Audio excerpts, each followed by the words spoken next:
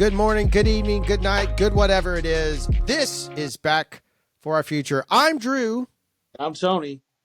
And this show is the podcast that goes back through our history to maybe help you learn a little bit about your own, maybe jog your memory a little bit. What we do is we talk about movies. We're chronologically moving through, but today's episode's a little bit different. Today's episode has a little more impact, and we talked about this. Tony felt led to have a conversation. He called me. We had a chat. Today's episode is a little bit special. We're gonna talk about Val Kilmer. We're also gonna have a little mention of Richard Chamberlain as well. But we start primarily on Val Kilmer. So there's not a lot of hayway. I don't want to take this episode and fluff it up with all the normal socials and follow stuff. You should know that by now, and maybe we'll talk about it at the end. But I'd like to jump into it because I think it's kind of important, and I don't want to trivialize any of it. So, Tony, let's start with where we're at. You have a beautiful plan for this episode. I'm going to let you carry it, but tee it up. Let's talk about one of the blows. Yeah.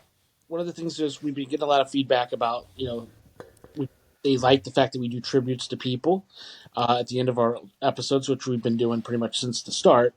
And, I kind of had this idea when Gene Hackman passed away that, man, we should have did a whole episode on Hackman because his career is just massive, right? I mean, and it spans so many decades, and his career was just every decade was full of films, and he's even got a way bigger catalog than Val Kilmer, and Right. he was a way more acclaimed actor. But we didn't do it, and that's okay. And we did do a tribute on him, but we didn't do a full episode or anything like that. But that's okay. And but when Val passed, I felt like that's kind of right in our generation, and a lot of people have been really pouring in some stuff on him, and I was like, nah, let's take some time and talk about Val, because we didn't get to, obviously our podcast mostly deals with 90s and stuff like that, so we haven't really touched on any of his 80s movies, and I thought this was a good chance to get to go back a little bit, back for a future, and then, touch on the 80s, maybe hit those 90s films. We're not going to spend too much time on the ones we've already dealt with, because we've talked about them in great length on past episodes. Please go back and listen to our past episodes. The other thing, yeah, I mean, there's a lot. Yeah, if this is the first time you've heard this show, great. Thanks for sitting through and listening to this. We'll have a fun time. But if you really want to get the whole gist of what we've done, especially if you're a film fan, it's exhaustive. The list that Tony has done, and we are going chronologically, folks, from a very specific time frame. So this isn't just random movies. We have really put together. Tony did a great job building the program for this podcast. So if you have a chance to go back, the thing about Val Kilmer that stands out to me is like a lot of the movies that made impacts on us as young men had Val Kilmer in them in some way, shape, or form. We can. Yeah, go ahead. Yeah, I was just gonna say we can start. I remember being in high school. And I remember a guy named Michael Knapp. Michael Knapp was obsessed. I mean, obsessed with Top Gun. Yeah. Obsessed, right? And that movie, I know lots of other guys that it's. I like Top Gun, but it's not the movie. It's not my super male movie. But tons of dudes that movie defined a lot about what it is to be a young man or become it was a hero worship kind of scenario for them, and they loved it. And obviously, Val is brilliant in that movie. So it's interesting. I think that his impact certainly on this show and others, not just men, but just on this particular piece with us and our perspective, I think it'll be an interesting bit to go through. He's an interesting actor because he kind of gets his bones started in comedy, and that's where we originally will deal with him. Here is in 1984, he starts out in Top Secret, and of course, love that movie. by the great zany group that brings us the airplane films and the Naked Gun films, and he's hilarious in it. And of course, Val got the role famously by dressing up as Elvis Presley and going to the audition, Right. and they loved him, and so therefore he was a star in Top Secret, which ended up being a pretty decent little hit for him. And then you're starting to think he's going to be this great comedic actor, because he's really funny in that film. And then he does an after-school special for ABC, and then the next movie he does is Real Genius in 1980. Oh, And of course, Real Genius is a classic, and one of my probably still, I know a lot of people always say Tombstone, and we'll get to that one, but Real Genius for me is probably still my favorite Val Kilmer film, or it's definitely top yeah. three. Sure. It's on my list. I mean, it's got some of the greatest. He's so sarcastically genius in that movie. It's really just, it's one of my faves too. He is really great, and he is, like you said, sarcastic and hilarious and brilliant in the film. And yet, this is the movie where you're going to see a because he's got two or three very sincere scenes in it where you definitely see that he can be a really good dramatic actor. And this is the movie where you get a little bit of that. And then, of course, he's got Top Gun next. And Good Top Gun grief. becomes the movie where he kind of explodes because it's a monster hit with Tom Cruise, of course, and everybody knows this film. And yeah, he's a big part of it, and got a great look in the film, and uh, he will explode into cinema lore because of Top Gun. It's a good Now, movie. does that carry him out of the 80s? He only has really three major films in the 80s? No, he's still in the 80s. I mean, he's got the Murders in the Rue Morgue, which is going to be a TV movie. He's got a couple TV movies that he's going to do. Murders in the Rue Morgue, which is with our boy Neil Dixon. Oh, fun. Neil Dixon's in that, and we worked with him on Sons of Liberty, Yep. and the Man Who Broke a Thousand Chains, which is another TV movie, and then he's going to do Willow, which of course is Jeez. a classic film, which I saw believe it or not, I didn't see that one in theaters. I saw it at school. So when it first came out, when it first landed on video, our school decided to show that movie, and so we watched Willow at school. That was where I first saw Willow. Which look, Mad Mardigan is one of those characters for me. Like whereas everybody else had Iceman, I was a Mad Mardigan guy. Like that's the dude because he was Han Solo. And, Yeah, like he had that vibe. And so for me, I lost my mind when I saw Willow. And I don't remember if I saw it in theaters or not, but I do remember when I watched it, I loved it. The scene though, there's that scene where they turn that troll into the two-headed dragon that when I was a kid just bothered me to no end. Oh man! But I absolutely adore his portrayal of Mad Mardigan. One of the yeah. best characters ever. 1988. You're still pretty young, little kid. So yeah, I mean, there's still some stuff in there that'd be like, wow. Yeah. Uh, he's going to do Billy the Kid in 1989. Which is another TV movie. He's got a few TV movies in here. He's still, but he's the leads in all of them. So, and then he's got a movie with the actress who he was with in Willow, and of course will be his spouse is Joanne Wally Kilmer, and he's in a movie called Kill Me Again, which is kind of an underrated suspense film that he's in. If nobody's ever seen that movie, you I've not seen that one. yeah, Kill Me Again is a Yeah. really good film. It's a suspense psychological type thriller, good film, and it stars him and Oh, his sweet. who would be his wife Joanne Wally. Were they married all the way through his passing? Did they stay married that long? No, no, no, they broke up. I mean, they were married for like 5 or 6 years, I think, somewhere in that range, Okay. Okay. several years. Hollywood marriage. Hollywood, Yeah. yeah, yeah. Yeah. Then you'd never get married again. So, Oh wow. Okay. uh, so then he's out of the '80s at that point, and he famously does the same thing that he did for Top Secret to get the audition for the Doors.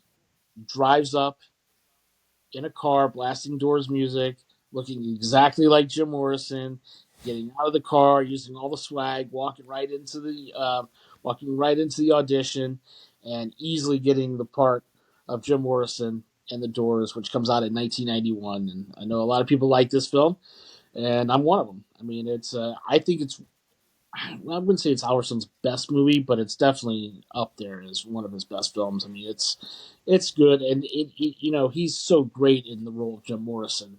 I mean, he's just pulled that off to absolute perfection, in my opinion.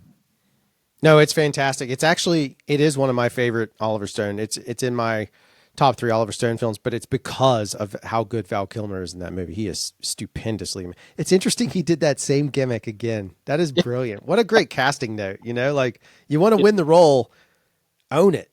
Own the role. When you walk into that room, make sure it is yours when you step foot into that door. So Oh, without question. And then, of course, the next movie we've talked about, Thunderheart, which was one of my recommendations on this show. I do believe it's quite the underrated film that he does in 1992, and with him and Love it. Graham. Yeah, it's a good movie. And then he comes out with 1983. Of course, he comes out with True Romance, which is not a movie he's in it a lot, but he's playing Elvis, and of course we've just established his history with Elvis already. So, um, not really a departure by any means, but a True Romance is a tremendously great Tony Scott film. So, That's good, and he's great in that too. and then of course he does The Real McCoy with Kim Basinger in 1993, which we've talked about, and then of course his classic film that everybody mentions all the time as maybe his greatest role of all time, no matter what movie he's ever done, is Tombstone, which Yeah, we spoke about, which is a classic film, and I know one of your all time favorites. it is one of my all-time favorites, and it's for a lot of reasons, but he is definitely one of those, one of the most quotable characters to ever exist in cinema, in my opinion. Does the little movie Wings of Courage after that, which never really took off. And then, of course, Nice. but it does set him That's up. nice. Got the wings, and then he becomes Batman Forever right after Oh, that. Bat was he? But he's not Bat Nipples. Bat Nipples was George Clooney, right? Right, right. Yeah. So who is the villain in Batman Forever? I don't remember. So Batman Forever is Jim Carrey. Oh yeah, yeah, he was good as the Riddler. Right, it's Yep. the Riddler. That's right. Okay. Yep. Of course, Tommy Lee Jones is Two Face. The, this was a minor point of contention between Tony and I. Tony liked Batman Forever, and then liked the Joel Schumacher era of Batman, and I have not revisited them. That's the previous one, not as much as Tim Burton, of course, because No, Tim no, Burton. I know that. I'm sorry. I'm sorry. Yeah, that's fair. But you tolerated them much more than I did. I did not tolerate the Joel Schumacher movies very well at all. I did not care for them. This was for a long time my brother's favorite Batman movie. Oh yeah. Oh, I mean probably I mean he likes the Keaton stuff and he liked Adam West even, but I mean which I do too, but he likes pretty much every superhero movie, but you know this was his favorite one for a long time until the Nolan films came out. Right. Yeah, Yeah. so I would rib him about that a good bit too. We would have nice little spats. That's one of my favorite like Jeffy things. But yeah, he I would say he this. loved them. Yeah, this is the best of the Schumacher ones by far, though, in my opinion. Hands down. Agreed. Hands down.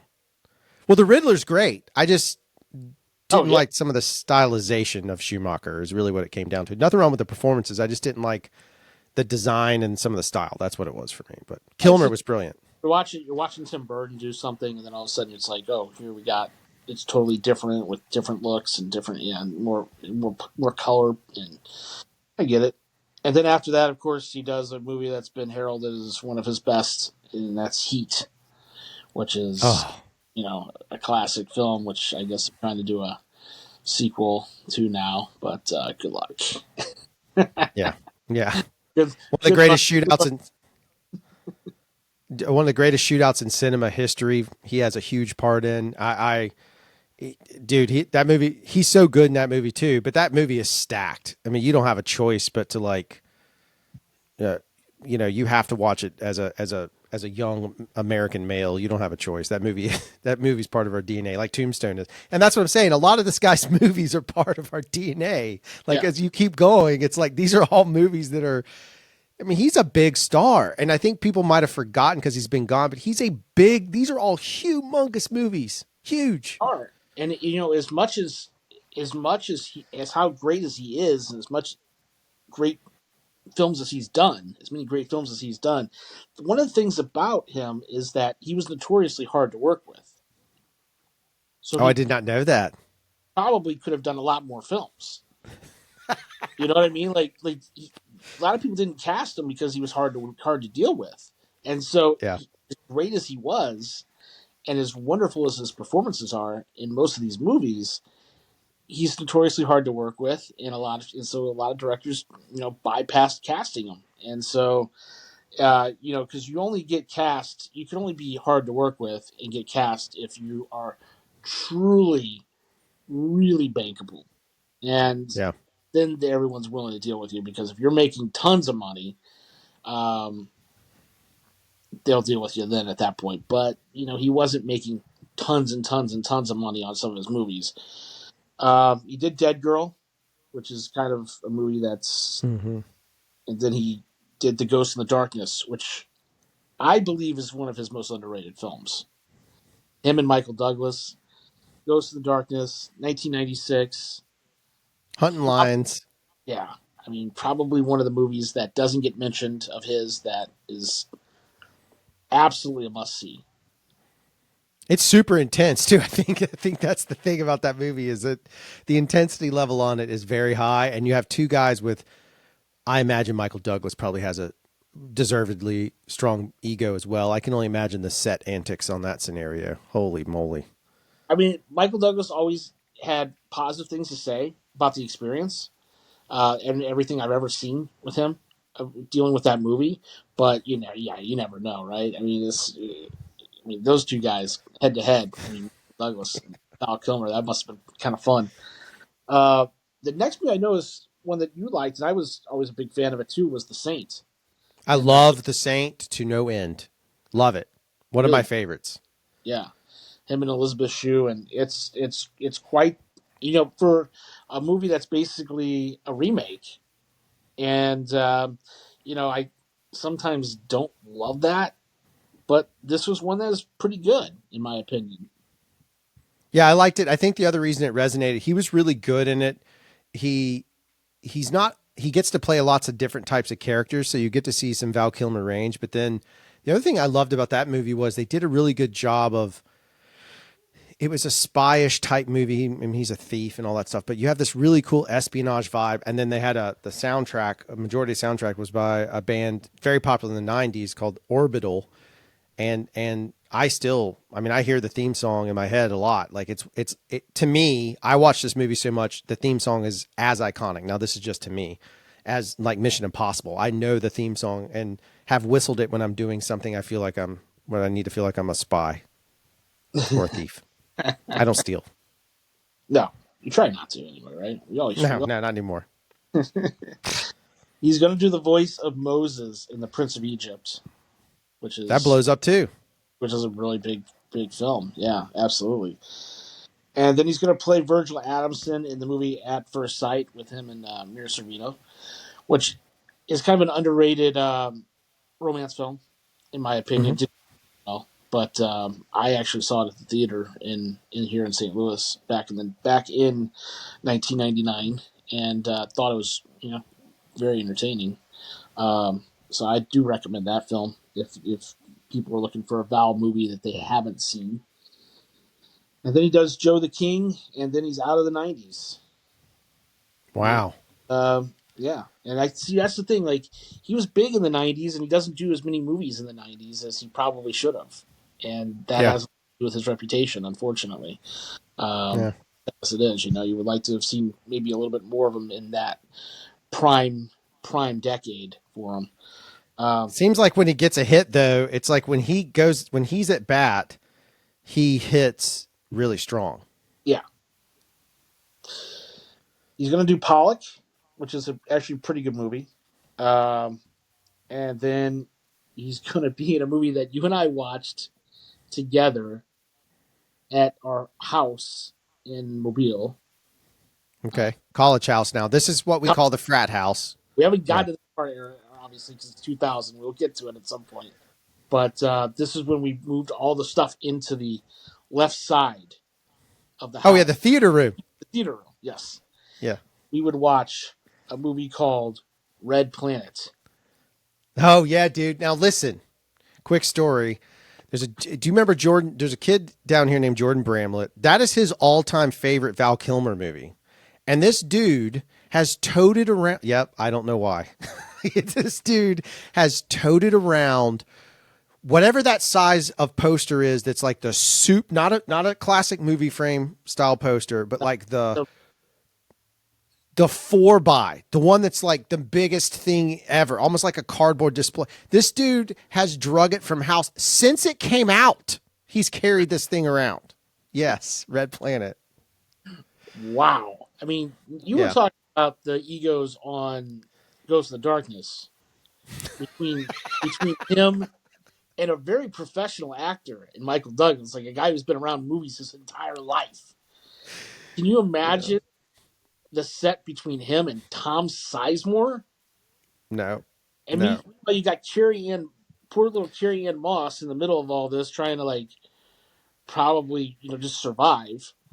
So a couple things I don't want to let them pass on this movie because this was notoriously apparently Val, and of course I didn't work with either guy. I came very close to actually working with Tom Sizemore at one point, but didn't. Thank God, because I made a big stink about him not being there, and they ended up recasting.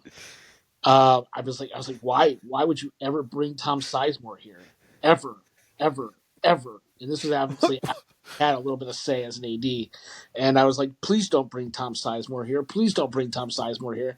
And they recast the role like they were going to bring him. They had already talked to him, and I was like, please don't bring him to this movie. Like he's notoriously a drug addict. Like please don't do it. Didn't we? Didn't if correct me if I'm wrong? Didn't Scott Robinson, producer of Convergence? Did mention him. Did mention him. Oh, It's not that particular movie. That was yeah. another one where he got mentioned, and I was like, why would you even think of him? Like he's a tremendous actor. Like that's another guy who has a lot of great parts and a lot of great roles. But he was by the time I got into film and you got into film, it was notorious that he had a really bad drug problem and was difficult Right. to. And so I just couldn't imagine why people kept wanting to cast him, but they did, and he just name would just pop up all the time for these like smaller films, and I was like, no, please, just don't bring him here. Like he's gonna destroy our whole set. And he did on Red Planet, by the way, which apparently is the movie where Tom Sizemore was sober, believe it or not. Oh boy. Oh But Lord. I always maintained that he was sober while filming this movie and so this is the one where they had a big falling out. Apparently, they were friends at one point, and Val Kilmer. This was the one where he got really mad because they brought Tom Sizemore. They paid the production paid to bring Tom Sizemore's elliptical machine to set and to have it shipped. And so he's on his elliptical machine, and Val Kilmer goes in and famously confronts him about the fact that he doesn't believe that they've done this for him, that he's the bigger star, and that he's making like $10 million on this movie, and Tom's only making two, and that they should never have done anything like that for him. And they throw a weight. Sizemore picks up a weight, and well, actually Val picks up a weight and throws it at him. Holy cow. Oh my Like Lord. and like they get into a big physical thing, and it was apparently a big mess the whole way Well, the through. movie suffers because it's not like the best thing ever. It's not the best thing ever. It was. I mean, I remember us walking away from it going, "Oh, it was not bad. It's pretty good," but it certainly isn't like what we were used to seeing with those guys. Of course, No. No. That's this tragic. in a pretty good movie right after that because I always thought The Salton Sea was a very underrated Oh, Val Kilmer film.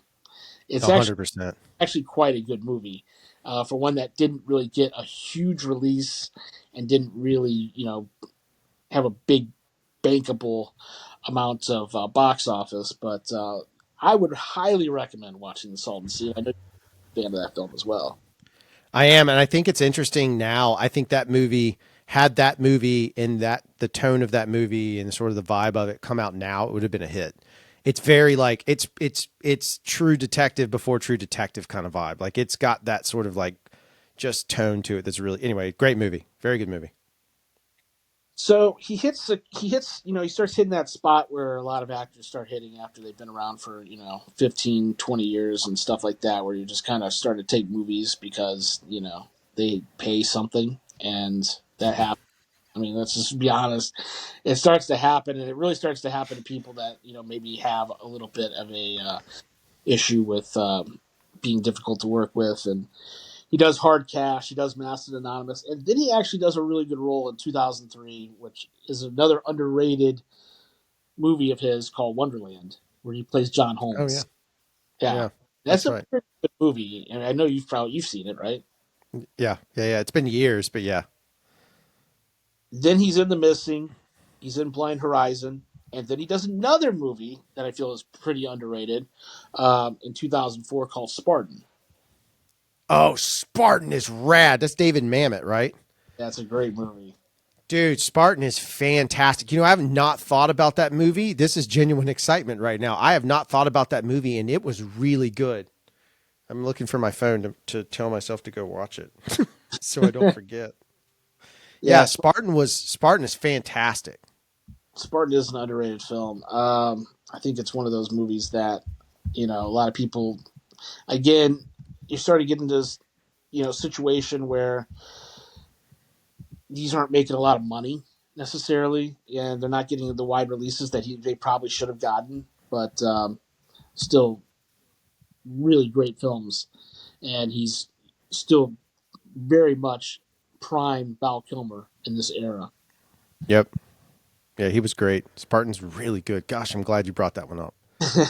He's in Stateside, and then of course he's in a movie called Mind Hunters, and this is he's got it's a really great cast, and it's not a bad movie. It's notorious for having been shot like several years before it comes out, and then gets like shelved for years, Oh and then yeah. gets released. I remember seeing trailers and ads for this movie years before it would come out. Years before it came out, I'm like, where's this movie that has like Val Kilmer and Christian Slater and LL Cool J and all these people? Like, why hasn't this been released yet? It just I wonder never. why it got tied down. I wonder what it got tied up from. No, it just gets tied up because of distributing and issues, and then there's the fact that they're trying to find a way to release this film because some guys are just not as bankable, and they're trying to maybe wait until he has kind of a resurgence, and those types of things. They don't want to lose money, and so that's what ends up kind of happening. And then, of course, there's issues with reshoots and Yeah. stuff like that. And of course, that's a Rennie Harlan film as well.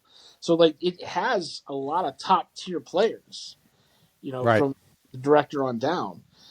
Um, and then of course he does an uncredited role, George and the Dragon, and then he's in an episode of Entourage, which is an absolute amazing TV show. If people haven't watched Entourage, they should.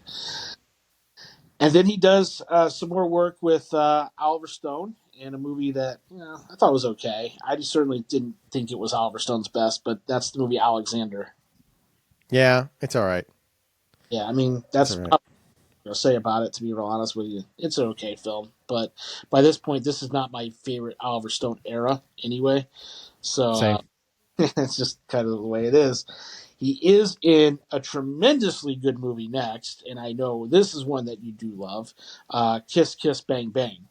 Oh my God, one of my all-time favorite Val Kilmer movies. Period.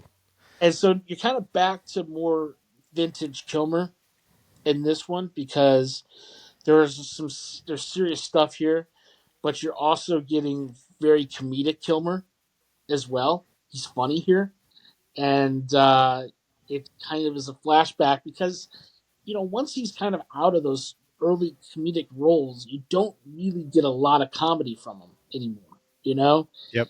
He's more of a serious actor, and I guess that was by design.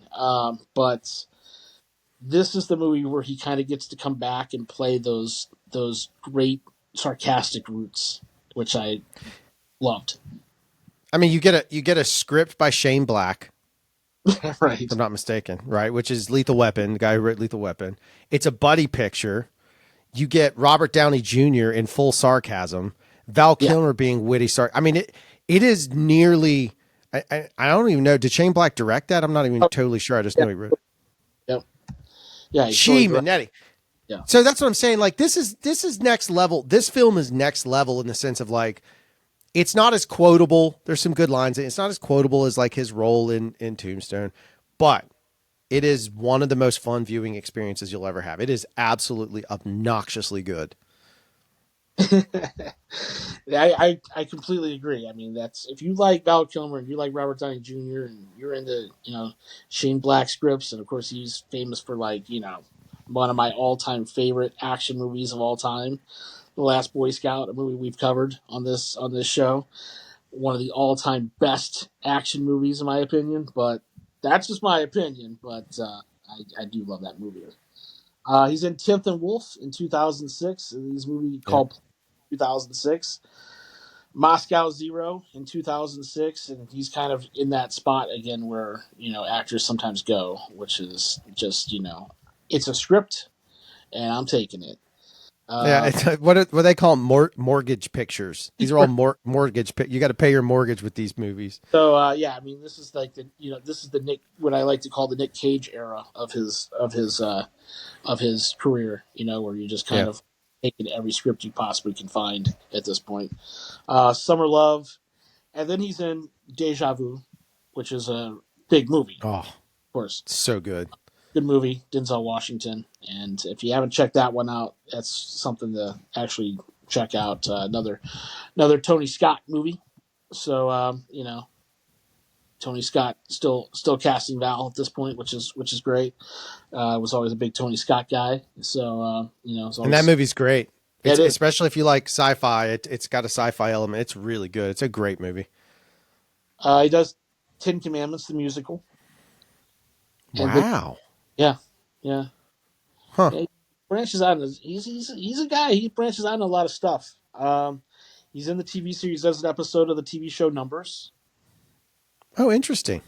Yeah, and then he's the West Texas Children's Story, which is actually pretty good and very underrated as well. And then he's in the miniseries Comanche Moon, which is another thing that's pretty underrated. It's like three episode miniseries, something like that, and it's actually pretty good. He's in Conspiracy. He's in Delgo. Columbus Day in 2008. He makes an uncredited appearance as Val Kilmer in Mike Myers' The Love Guru, which is a movie Oh that yeah. which Yeah. is a movie that I often tell people I liked and get a lot of ridicule from all people. It is not considered one of Mike Myers' best movies in public realm. Doesn't mean that affects yours. I'm just saying. Oh no, absolutely. I mean, it's just I guess it's for me. You could pretty much have put Mike Myers and Vern Troyer into anything. You put them together. You put those two guys anything together, any film, and I would have watched it and been like, "This is pretty good. This is really entertaining stuff." And they're kind of like because my brother likes some of the worst superhero movies of all time. Of all time, terrible films like the Marvels. It's a terrible movie. Yep. Yep. And Yep. that film, and just because if they're a comic book movie, he believes in them. He Right. believes, and that's how I feel about anything with Mike Myers and Vern Troyer. If they're together, I believe in them. You know what I'm saying? I'm He, with you. I get it. yeah. Yeah. The funny thing is, if anyone thinks he's being facetious, I assure you, he is not. This dude, is, Well, he's not even joking. I'm a little bit biased because I've worked with Vern, Yeah. and he was a wonderful, wonderful, wonderful guy, and so I really loved him, and I really did think he was a truly great guy. So I am a little bit biased when I talk about his films because I pretty much do like them all. Yeah. Yeah. I get it. Um, he's in Felon, Yeah. Felon wasn't terrible. and no, actually it's quite good. Um, and he's in 222 in 2008, and then he's in The Conspiracy, which is a miniseries. He's in the steam experiment. You know what movie I think we went over by accident? Because I think we I think I skipped it because we were talking about the movie right before it. But when we go back, when we go back to the 90s, we didn't mention the island of Dr. Moreau. Oh my God, we sure didn't. No, we didn't. And we got to go back a little bit here because what happened here was we were talking about Heat, and the island of Dr. Moreau comes out right after Heat, Yep. and we talked about Heat for a few minutes there, and I skipped right over Island of Dr. Moreau and went into Ghost and Darkness. And as we started talking about Mini Me, as we started talking Yep. about Burns Fire, Sure. I myself, I'm like, we haven't talked about Island of Dr. Moreau. We passed the time frame. That's a mistake because the Island of Dr. Moreau, as much as I get criticized for liking it, is pretty crazy wonderful. I have not seen it since I saw it the first time, which may or may not have been with you. I'm not sure. That movie is so bananas. You Just saw in, this me, by the way. yeah, I thought so. That movie is so bananas and so odd. And then if you now knowing what we know through this conversation about how difficult Val Kilmer was, Right, Marlon you Brando. now have, oh my God, you have Mar. Can you imagine being on this? So you guys know, like, we understand and respect the actors when you're working on film set. You respect them and you give them that stuff, but you also know that there's at any given moment, your day can go south real quick. Oh yeah, If they're having a bad day, we're all going to have a bad day. That's just the way it works. well, And those two dudes, oh my Lord. yeah, because sometimes actors just don't even show up. Yeah, Vin Diesel. You Sorry. know, they just don't even show up. I've had some guys where I had to, I had an actor, and he's going to remain nameless. But I had an actor. I woke up and he just said, "I'm not coming." I said, "But you're in every scene." I said, "But you're in every scene today." He said, "Well, figure it out." Click. And I'm just going, Good grief. dude. I had to call in actors, and this is a decent sized film. I had to call in actors that weren't even scheduled to work that day, and we were out shooting this movie in L.A. So Oh, luckily they were there. Luckily they were in L.A. right. The people that we needed for other scenes and stuff, they were in L.A. and we could bring them in, and they were willing to come in because I mean it was ridiculous. I mean, but that does happen. I mean, you get these guys that just sometimes just flake, and it changes your entire life. Yeah, oh, yeah. It, people are like, and the reality of it is, I just, long story short, I had to give an acceptance speech for something, and as I'm giving this speech, Oh, congratulations, by the way. oh, thank you. As I'm giving this speech, did you happen to watch that video? I did watch the video. Yes. All right. So in this acceptance speech, they gave me 2 minutes. I programmed my phone to literally play the Oscars "Play Me Off" music so that I would get off the stage. I almost said the rest of that line, which we can't say on the show. Anyway, I'm getting off the stage and I wanted to yell something political. I said in the speech, I was like, ChatGPT said an Oscar speech should have something political. And then the music played. I couldn't have timed it any better because it was off the cuff. And so it happened. And so I'm walking off the stage and I screamed, "Actors sell the movies, but crew makes the movies." That was my political statement. Right. And it's true because at the end of the day, no one goes to see the movie for me and Tony's hard work. They go see the actor. Right. And that's the reality of it. So it is kind of rough when they do pull some antics. We are kind of stuck. That's just the reality of it. True. He does the Steam experiment in 2009, and then he does kind of a cool role because he does a lot of voice stuff, and always had a great voice, which is kind of sad because of what's going to happen to him. Yep. But in 2008, 2009, he does the voice of Kit for the reboot of Knight Rider. That's right. Yeah, and so that's kind of an iconic thing, right? I mean, the voice of Yeah. Kit is kind of a cool thing. I know my buddy Brian Pitt, that Knight Rider of any version is pretty much his thing. He's a Oh, Hasselhoff, that's great. but Yeah, that's great. Knight Rider's always the best. Um, he does he does the movie Streets of Blood with him and 50 Cent, which is a movie that, believe it or not, I actually own on DVD. Um, I Does think it was not surprise me. not surprising. You're not surprised by it at all. So it was one of those things where, it's like it's 2009 and um, Blockbuster is trying to liquidate some of their stock, and I think I bought it. I think I might have bought it for like 50 cents, 75 cents, or something. Ironically, you bought a Ironic, 50-cent movie for 50 cents. yeah. No, seriously, I think I did, and yeah, just bought it because I was like, I have not seen this film, and it's definitely the right price, so I'm gonna check it out. It actually wasn't that bad. It's not that bad. It's just it's kind of a lower budget action movie. It's not Right. terrifying. It's like a cop movie. Yeah. Um, American Cowslip in 2009. He does The Thaw in 2009. Then he does Bad Lieutenant Protocol New Orleans. Yeah. Interesting choice to move into that. That's an interesting because those movies are. Bad Lieutenant was a big one, but then you do the sequel, which is an interesting scenario, right? If I'm not mistaken, this is the second one.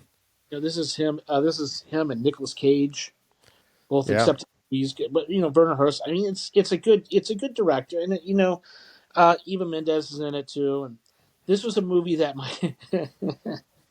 that my parents notoriously tried to watch, and I mean they're willing to watch everything for the most part. I mean, except for like really really bad slasher horror films, they're not into that. But otherwise, they're pretty much into about everything. They watched this movie, and I remember hearing about it right away.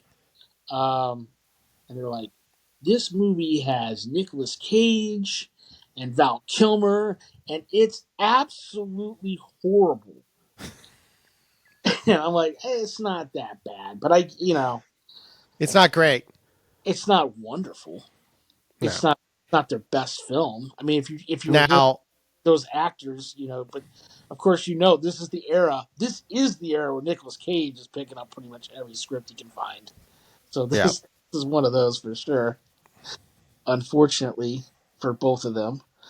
Um, he does Hardwired, Double Identity, Bloodworth, which is actually not that bad of a film.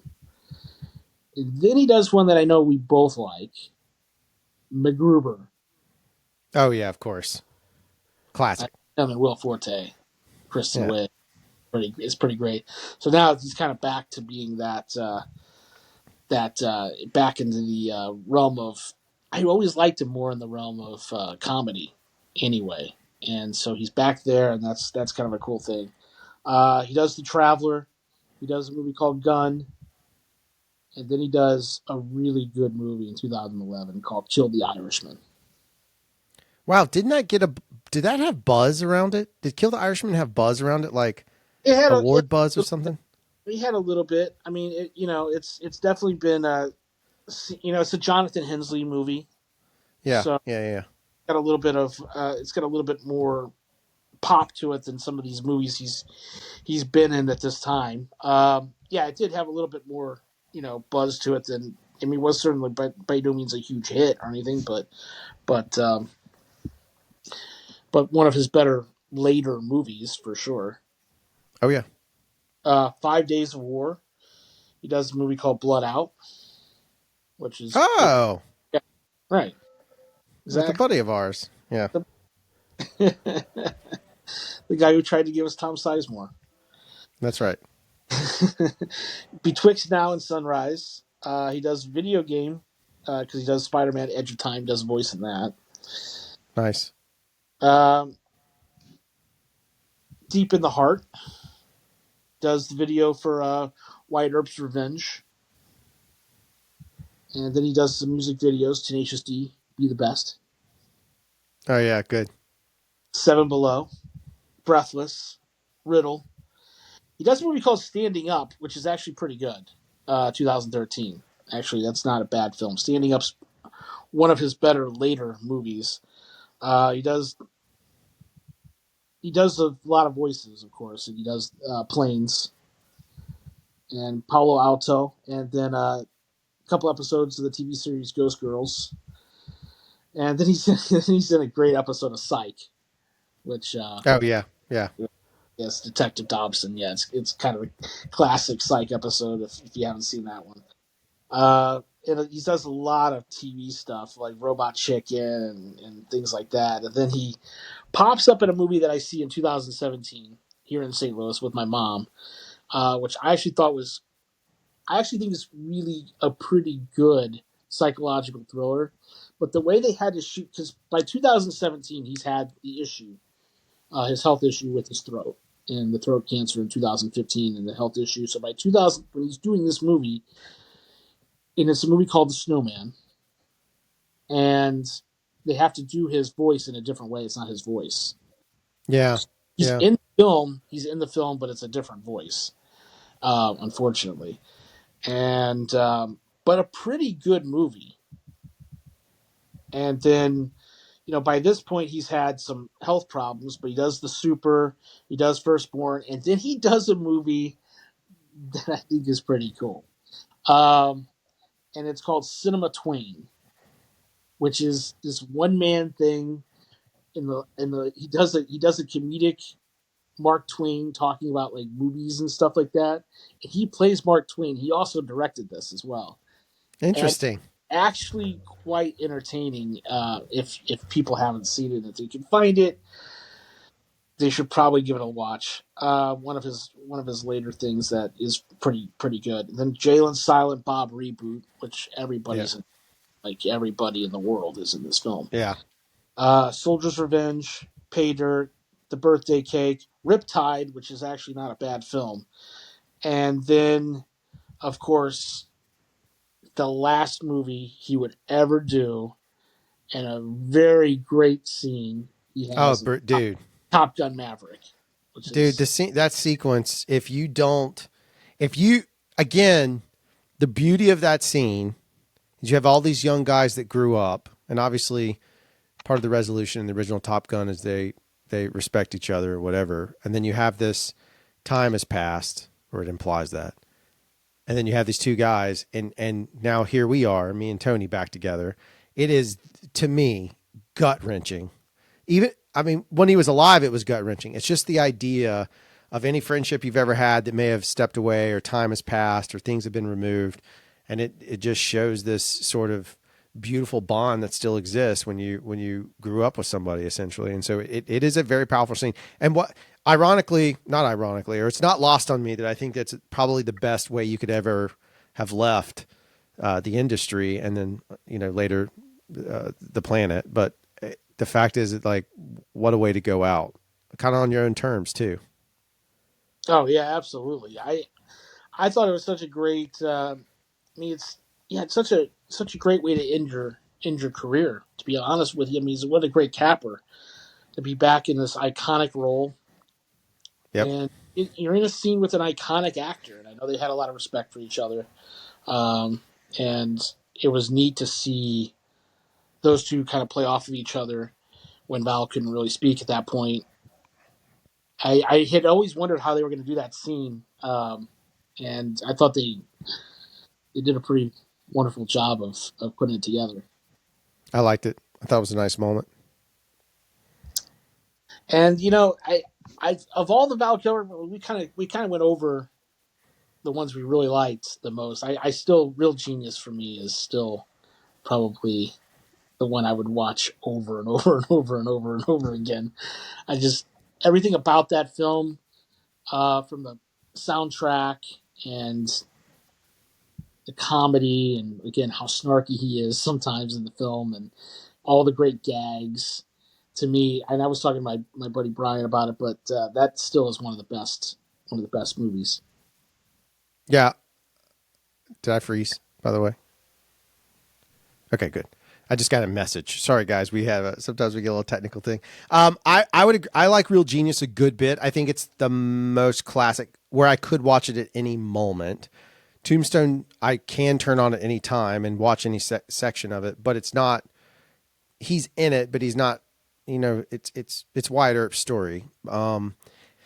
You know, now that you've said it, I mean, I can't say that it's Spartan because it's been too long since I've seen it. But The Saint really is one of those movies. That's probably the most rewatched Val Kilmer movie I have is The Saint. I watched that movie a lot when it came out. I really liked that movie a good bit. So The I need to go back and rewatch it. Yeah, the Saint's Yeah, wonderful. I own that as well, and I mean that's a great Val Kilmer film and yeah. classic of his catalog for sure. I mean, again, we wanted to do this. I really thought about doing this with Gene Hackman, and that would have been probably a couple hours. Yeah. Oh yeah. Yeah. There's a lot. We got a lot there. But Val's like Val's a guy that we both grew up with. You know what I'm saying? Which is kind of cool because Gene kind of comes before us. You know what I mean? Yep.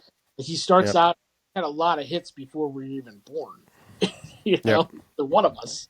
So I mean that his catalog is massive, but Val was somebody that we pretty much watched every one of his movies as they were coming out for the most part. So it's kind of cool to get to do that. Um, but we want to talk about one more actor as well today, and definitely not a guy that was as big in the 90s. He's done a lot of stuff. We're not going to go over his entire catalog, but I want to talk about Richard Chamberlain for a minute here. And of course, he's Alan Quartermain. And, Dude, listen, Alan Quartermain movies, I don't care what anybody says. See, those are the ones I catch flack for because I love them. I don't say they're better than Indiana Jones, but I adore the Alan Quartermain movies a lot. well, you might think they're better than certain Indiana Jones films. I know there's certain ones you don't even like. Basically anything past, yeah, they're to me. I love those movies. I love them. Anything past Last Crusade is, I can make arguments for Alan Quartermain. But when I was a kid, and I want to talk about this for a second and then tell a great Richard Chamberlain story because he was an amazing actor. My dad, back in the early 80s, was obsessed with a miniseries called Shogun. Oh, dude, it's so He good. loved Shogun, and it is, Yeah, and we're not, of course, talking about the new one. We're talking about the old 1980s Shogun, and it is really amazing. If people haven't checked this out, when I was a kid, it didn't make like I'm watching. I didn't care much about it, but I would watch it as I got older, and it was quite amazing. When I was in my teens and stuff, I started watching it and I thought it was great. My mother, at about the same time, a couple of years later, there would be a mini series come out that she was obsessed with, and it was called The Thornbirds. mm-hmm. And Yep, she was obsessed with The Thornbirds, which is like, Shogun was for the guys, and Thornbirds was for the ladies. yep. And so it was funny to see this play out where my dad was obsessed with one of his iconic roles, and my mom was obsessed with one of his iconic roles, and these miniseries were totally different, but both really, really, really good. If you haven't watched either one of them, I highly recommend both of them. And then I wanted to tell this story real quick about Richard Chamberlain because he's a notoriously nice guy, and so I had worked with another assistant director. I'm going to keep some of these. I'm going to keep all the names silent except for um, Richard Chamberlain's. And so there was a buddy of mine that I know, and he's been in the industry for quite a long time.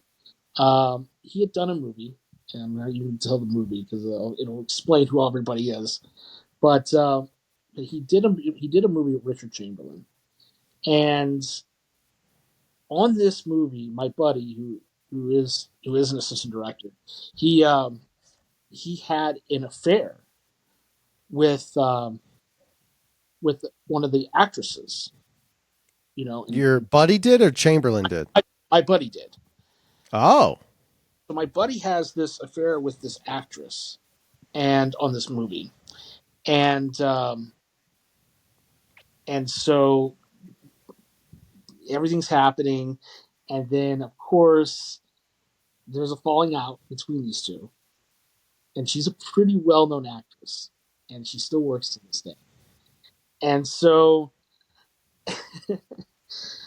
They have a falling out, and she wants my buddy off the film, Mm, which is why you try not to do these things on set if you don't have to. that's right. Okay? That's right. So she wants him removed from the film, and she goes to the producers, and they're about to remove him from the film when Richard Chamberlain, who is the star of this movie, comes in and says, "Absolutely not." That he's like the assistant. He's doing a great job. He's a wonderful guy. You should not remove him. He absolutely. She needs to just grow up and deal with the consequences for her actions. And he kept him on the film. He got him That's to, brilliant. which I thought was just such a great story. I mean, it's actors really. I mean, I'm friends with a lot of I'm still friends with actors that I've worked with in the past. Some, not all, certainly not all, but some actors that I've worked with. But that's not really a common thing to have happen on a set. Is a star, lead number one on the call sheet actor coming to the aid of a crew member, to keep them Sticking on his neck out. I mean, he's literally sticking his neck out for him. So the producers and saying, and he literally at one point he says, "Look, you have options. If you can kick them off set, then I won't be showing up tomorrow." wow. I thought was just impressive. I was like, "Wow, that's crazy." But Wow. But the lesson we learned there is, of course, try not to have affairs on set if you can help yourself, because that's never really ends well. Let's be honest. Well, unless you're Julia Roberts' first AC guy, because I think they're still together. Unless you're Danny Moder and Julia Roberts, who I think they very much are still together. So yeah, I mean it worked out pretty well there. But let's be honest, there's a little bit of political there because that guy pulls focus, which means she wants to make sure she's always in focus for the right shot. I come on. I'm just joking. And now I'm he's sure they a have. cinematographer, so he's worked his Yeah. way up. Yeah, so Yeah, that's he's good. done it. He was a legit guy. He's a good dude. Well, good. So there we have it. This episode dedicated, obviously, to the wonderful catalog of awesomeness that came from Val Kilmer, and with a hint of Richard Chamberlain at the end. Look, Alan Quartermain movies for life. I'm a big fan. I love them. Lost City of Gold's my jam. But obviously, like, it's interesting when an actor with that much impact passes away, because it does make you reflect back on all those roles and the things that they did and said in those characters, and it's great to celebrate those. So obviously, we're here to celebrate that stuff and pass along the factoids. Is there anything else that you'd like to close with, Tony, before we shut her down? No, I just I do love to celebrate the catalogs of our fallen icons, the people that we kind of grew up watching, and it's amazing because even as me in my early 40s, of course, um, love to talk about all these great people that came before my career even started and before your career began, and it's sad to lose them. It's always sad to lose Yep. people, and I do love the fact that we take time on our episodes to do tributes to people, and I think that that's something we're going to definitely continue to do, and hopefully we don't lose that many people along the way as we continue to do episodes. But if we do, we're gonna do tributes in the right way for them.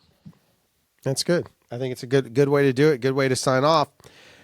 So if you have any thoughts, questions, opinions, don't forget you can find us on all the socials. Facebook's the most active, which is it's Back for Our Future on Facebook. If you have a chance to head over there and check that out, there's lots of fun stuff shared. I am going to try and find the link again. I found someone ripped the entire 1999 MTV Movie Awards. The only reason this is amazing is because the opening is a full-blown parody of Austin Powers with other actors playing the roles, and it's quite gold. So, and there's all these skits in the middle. I'm going to see if I can find it. It's just kind of a fun piece of history that somebody ripped. So I'll see if I can find the link again if it's not been pulled down, and I'll post it up there. But anyway, that's what that's for. It's lots of fun over on that side of things. All right. With that said, thank you for watching. Tony, last words? Peace.